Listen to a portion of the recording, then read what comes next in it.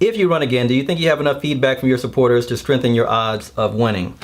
The honest answer is I don't know, right? Because as a first-time candidate, I have no idea who my supporters are. Besides the 4 people in my house, I have no idea who my supporters are. And I'll tell you why. I went door to door. I walked down just about every street. I shook just about every hand. I answered every question. And then, everyone looks you in the eye, shakes your hand, tells you they're going to vote for you. And then on election day, the polls come out and you're in last place. The interesting thing about my campaign and my race is that I did better in the vote by mail, and I did better outside of my community than I did in my own precinct. And when I say precinct, the place where I go to vote, and the houses and the community that surrounds that, that's where I did the worst.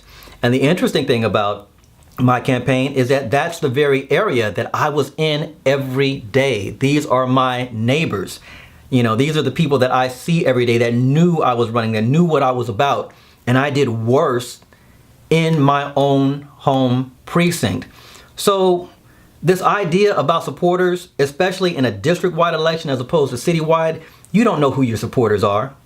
And most of the time, people are going to vote for the incumbent. We did have an appointed incumbent in this race, and most people ended up voting for the incumbent and for another candidate for whatever reason that they decided. So, the question, do I have enough feedback from supporters to strengthen my odds of winning?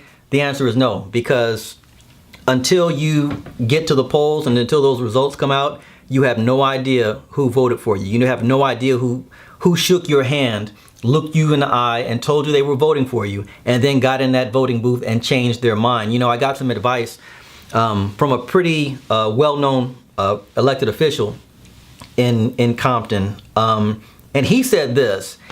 He said all of the banners, all of the posters, all the shaking hands, all the knocking on doors doesn't mean a thing if you don't get your voters out on election day. That's one thing, and he's wrong about a lot of stuff, but he was right about that one. If people don't come out on election day and punch that ticket for your name, all of that other stuff is in vain.